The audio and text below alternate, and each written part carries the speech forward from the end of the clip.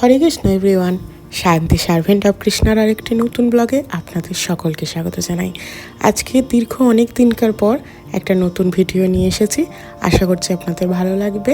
আপনারা পুরোটা স্কিপ না করে দেখতে থাকুন।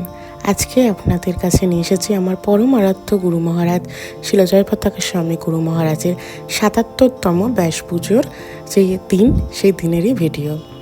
অনেক দিন বেশ কিছু কারণের জন্য, আপস অ্যান্ড ডাউনের জন্য, অনেক কিছু কারণের জন্য ভিডিও দেওয়া হয়ে ওঠেনি। প্রায় দীর্ঘ 1.5 থেকে 2 মাস পর, মানে দেওয়ার পরই বোধহয় আমি লাস্ট ভিডিও আপলোড করেছিলাম। তো তারপর থেকে আর ভিডিও সেরকমভাবে দেওয়া হয়ে ওঠেনি। অনেক ভক্তদের সাথে আমার মায়াপুরে দর্শন হয়েছিল, দেখা হয়েছিল। সবাই ভীষণভাবে যেভাবে বলছিল যে মাতাজি আপনারা কেন ভিডিও দিচ্ছেন না। তো তারপর ভাবলাম যে এতদিনকার পর যখন একটা ভিডিও আপলোড করতেই চলেছি, তো সেটা আমার পরমারাধ্য গুরু মহারাজের জন্মদিনের দিন দিয়ে না হয় শুরু হোক। তো সেই দিন চলে গিয়েছিলাম মায়াপুর। সকাল থেকে প্রথমে আপনাদেরকে ভগবান দর্শন করালাম, আর এখন আপনাদেরকে দর্শন করাচ্ছি আমার বড় আরাধ্য গুরু মহারাজ শিল জয়পতাকা স্বামী গুরু মহারাজ। ছিল তাঁর সেদিনকে ব্যাস পুজো মানে জন্মদিন। যারা ব্যাস পুজো মানে জানেন না তাদের জন্য বলি যে ব্যাস পুজো মানে হচ্ছে জন্মদিন। উনি যেহেতু পরম আরাধ্য গুরু মহারাজ, তো উনি তো ব্রহ্মচারী, তাই ওনাদের এইগুলো ব্যাস পুজোই হয়। আর উনি যেহেতু গুরু মহারাজ হয়ে গেছেন, তাই জন্মদিনটা হয়ে যায় ব্যাস পুজো। তো আমরা মন্দিরে ভগবান দর্শন করে গুরু মহারাজের দর্শন পেয়ে গিয়েছিলাম। এখন যাচ্ছিলাম যেখানে গুরু মহারাজের ব্যাস পুজোর মেন প্রোগ্রাম হচ্ছিল, সে প্যান্ডেলে। ভীষণ বড় করে প্যান্ডেল হয়েছিল। তো প্যান্ডেলে যাওয়ার আগে একটু সেদিনকে মানে গুরু মহারাজের জন্মদিন হয় কামদা একাদশীর তিথিতে। তো সে একাদশীর জন্য বেশ কিছু প্রসাদ আমরা নিয়ে রাখছিলাম। তারপর যাব গুরু মহারাজের কাছে, গুরু মহারাজকে পাঠ শুনতে এবং গুরু মহারাজের যে অভিষেক হবে, চরণ অভিষেক, সেটা দর্শন করার জন্য। তো গুরু মহারাজ মন্দির দর্শন করে প্যান্ডেলে যাবে, আমরাও তখন প্যান্ডেলে পৌঁছে যাব। গুরু মহারাজকে এতদিনকার পর সামনে থেকে, এত কাছ থেকে দর্শন পেয়ে ভীষণ মনে আনন্দ হচ্ছিল। এতদিনকার পর মায়াপুর এসেছি এবং এতদিনকার পরে একটা ভিডিও আপলোড করছি, আর সেটাই গুরু মহারাজের জন্মদিনের ভিডিও। সেটা ভেবেও ভীষণ ভালো লাগছিল। তো এখানে বিভিন্ন ধরনের প্রসাদ পাওয়া যাচ্ছিলো, যেটা মেনলি একাদশীরই প্রসাদ। এটা গোবিন্দাস, যেটা সুপার মার্টের পেছন দিকে যে গোবিন্দাস বা গদা ভবনের এবং গীতা ভবনের সামনে যে গোবিন্দাস, সেখানেই একাদশীর প্রসাদটা কিনে তারপর চলে যাচ্ছিলাম গুরু মহারাজের যেখানে ব্যাস পুজো হচ্ছে সে প্যান্ডেলের উদ্দেশ্যে। তো গুরু মহারাজের জন্মদিন, আমাদের সবার দুপুর 12টা পর্যন্ত উপবাস ছিল। তো গুরু মহারাজের প্যান্ডেলে চলে এসেছি আমরা। এত বড়, এত সুন্দর করে প্যান্ডেল হয়েছিল। প্রায় দীর্ঘ 4 বছর পর আমি গুরু মহারাজের ব্যাস পুজোয় মায়াপুর আসতে পেরেছি এবং গুরু মহারাজের ব্যাস পুজো অ্যাটেন্ড করতে পেরে নিজেকে ভীষণ সৌভাগ্যবান বলে মনে হচ্ছিল। বসেছিলাম একদম অনেকটা দূরের দিকে, যেহেতু একটু দেরি করেই পৌঁছেছিলাম, তখন অলরেডি গুরু মহারাজ চলে এসেছিলেন। আর দেখুন স্টেজটা কি সুন্দর করে সাজিয়েছে।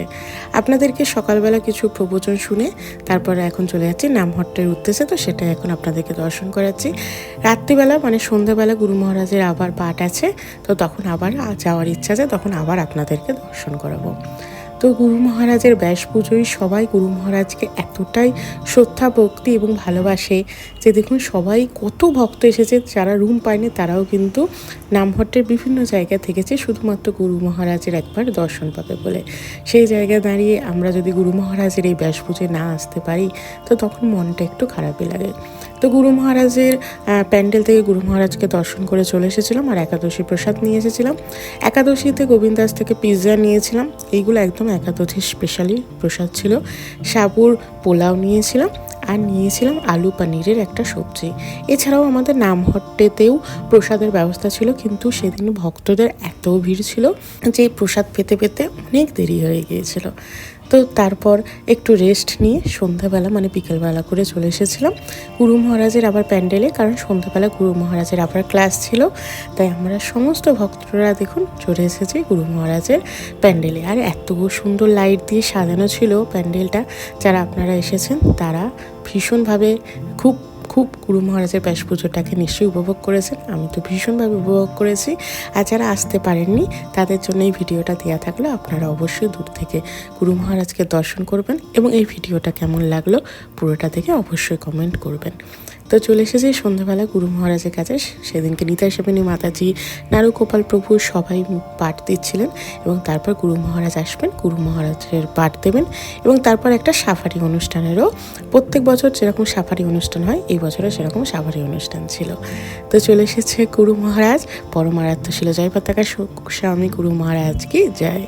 তো গুরু মহারাজের ব্যাস পুজোয় টিভি স্ক্রিনেতে লোকনাথ স্বামী গুরু মহারাজকে উইশ করার কিছু ভিডিও ছিল, সেইগুলোই চলছিল। আমরা গুরু মহারাজের পাঠ শুনছিলাম। গুরু মহারাজকে দর্শন পেয়ে ভীষণ ভালো লাগছিল। সেদিনকে দুবার, অ্যাকচুয়ালি 3বার, কারণ মন্দিরে একবার দর্শন হয়েছিল, তারপর সকালবেলা গুরু মহারাজের প্যান্ডেলে একবার দর্শন হয়েছিল, আবার সন্ধ্যাবেলা একবার গুরু মহারাজের দর্শন এবং পাঠ দুটোই শ্রবণ করে ভীষণ ভালো লাগছিল। তারপরে এখন হচ্ছে সাফারি অনুষ্ঠান, মানে বিভিন্ন ধরনের সাংস্কৃতিক অনুষ্ঠান, যেটা আপনারা বলতে পারেন। ব্যাস পুজো উপলক্ষে গুরু মহারাজের প্রিয় শিষ্য এবং শিষ্যারা এই অনুষ্ঠানটা তৈরি করেছিলেন গুরু মহারাজকে প্রেজেন্ট করবেন বলে, এবং সমস্ত ভক্তরা সেদিনকে যারা মঞ্চে ছিলেন সবাই সেটা দর্শন করছিলেন। এছাড়াও মায়াপুর টিভি এবং বিভিন্ন অনলাইনও এই প্রোগ্রাম আপনারা হয়তো দর্শন করেছেন, তাই আমি ভাবলাম কিছু কিছু ছোট ছোট ক্লিপ নিয়ে রাখি, যেগুলো আপনাদের সাথে শেয়ার করব। আপনারা দর্শন করে কিন্তু অনেক কৃপা লাভ করতে পারেন। অনেকগুলো দিনের পর একটা ভিডিও আমি আপলোড করলাম গুরু মহারাজের ব্যাস পুজোর। তো আপনারা কৃপা করে পুরোটা দেখুন এবং অবশ্যই কমেন্ট করে জানাবেন এতদিনকার পর একটা ভিডিও আপলোড করার পর আপনাদের কী প্রতিক্রিয়া, সেটাও তো আমার জানতে ইচ্ছা হয়।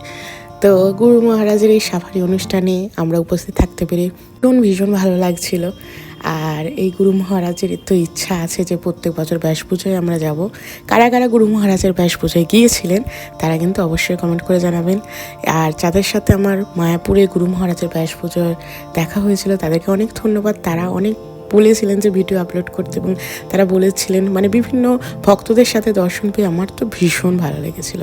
আর সেদিনকে ব্যাস পুজোয় ওইখানে প্রবচনও বলছিল এবং আপনাদেরকেও দেখাচ্ছি, প্রায় 30,000 ভক্তদের আগমন হয়েছিল। ভীষণ ভালো লাগছিল সেদিনকে ব্যাস পুজোয় অংশগ্রহণ করতে পেরে। তারপর চলে এসেছিলাম রাত্রিরের জন্য প্রসাদ নিতে। তো মা বাবা আমরা সবাই চলে এসেছিলাম। সেদিনকে যেহেতু একাদশী ছিল, তো সেহেতু সমস্তটাই আমরা একাদশীর প্রসাদ পেয়েছিলাম। মায়াপুর একদিনের জন্য গিয়েছিলাম, আবার নেক্সট দিন চলে আসবো মায়াপুর থেকে। আবার জানি না কবে গুরু মহারাজের দর্শন হবে, আপনারা কৃপা করবেন যাতে আবার খুব তাড়াতাড়ি গুরু মহারাজের দর্শন হয়। তো সেদিনকে একাদশী প্রসাদে ছিল ধোসা, এটা ছিল বাকুইটা ধোসা, সঙ্গে নারকেল আর বাদামের একটা চাটনি ছিল, ভেতরে মশলা হিসাবে একটা আলু স্টাফিং ছিল। তো এইভাবে সারাদিন গুরু মহারাজের ব্যাস পুজো এবং গামতা একাদশী আমরা মায়াপুরেই স্পেন্ড করেছিলাম। কেমন লাগলো এই ভিডিওটা আপনারা অবশ্যই কমেন্ট করে জানাবেন। ভালো লাগলে একটা লাইক করে দেবেন, আর যারা এখনো সাবস্ক্রাইব করেনি প্লিজ সাবস্ক্রাইব করে দেবেন। দেখা হবে নতুন আর একটা ভিডিও নিয়ে। হরে কৃষ্ণ।